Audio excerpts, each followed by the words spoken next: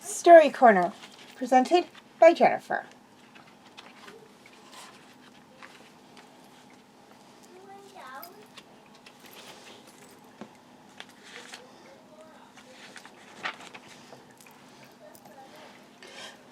Where was Joe hiding? He was at Amy Watson's house. Kay remembered that Amy was carrying a gallon of milk, but vegans don't consume dairy products. The milk was for Joe, who was hiding out at his girlfriend's house. After obtaining a search warrant, the two were arrested. Okay, for those of you who deduced the clues correctly, very good job. For those of you who are just a little off the mark, well, you got another chance coming up in our first New Year's mystery, and that is a spotless death.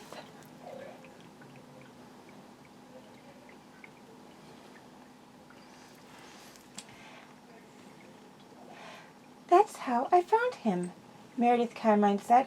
She was around 30, wearing a crisp gray suit. I checked for a pulse, but touched nothing else.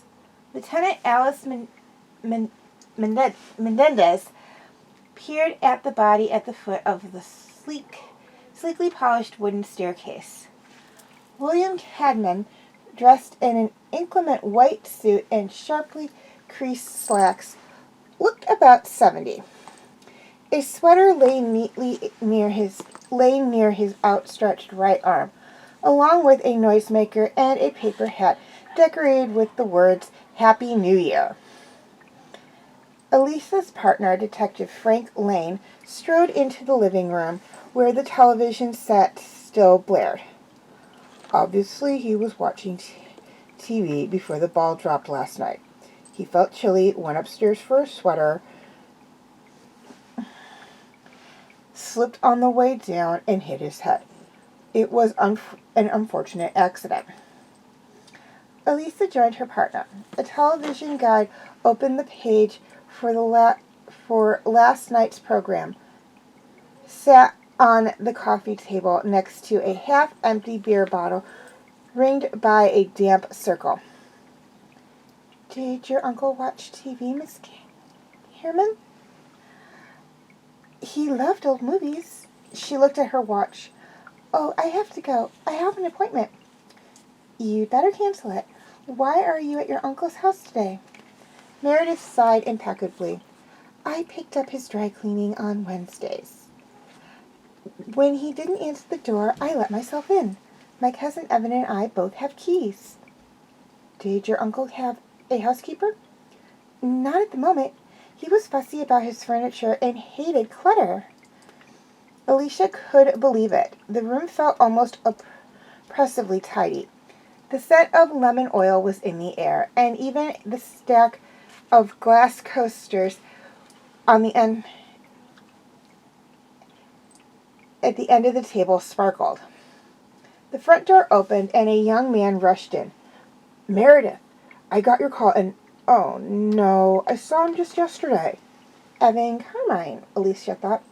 I'm sorry for your loss, she said, noting his loosely knotted tie, wrinkled shirt, and disheveled hair. Let's go to the kitchen to talk. In the kitchen, dirty dinner dishes sat in the sink. Yesterday's newspaper lay on the table, besides William Cadman's reading glasses. Meredith plucked a crumb from the counter and threw it away. Tell me, Evan, Alicia said, when did you stop by yesterday? 6, to check on Uncle Cam. To ask him for money, you mean? Meredith cut in, as usual.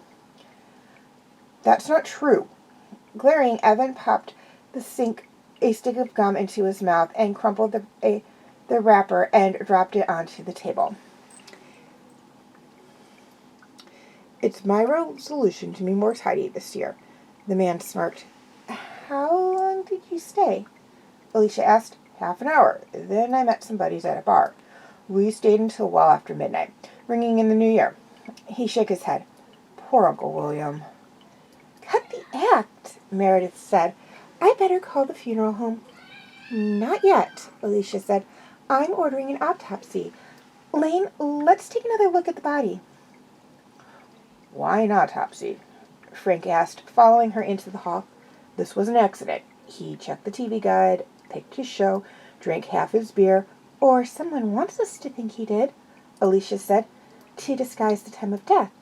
I'm betting he never touched the beer, and we know he didn't check the guide. Frank stared. We do? Alicia smiled at her young partner. His glasses are still on the kitchen table. How could he read the guide without them? Someone got angry, hit him, and faked the accident. And I think I know who it was. Who was the killer? Write your answers in the comment section and tune in next time to Stick 'em Up for the answer.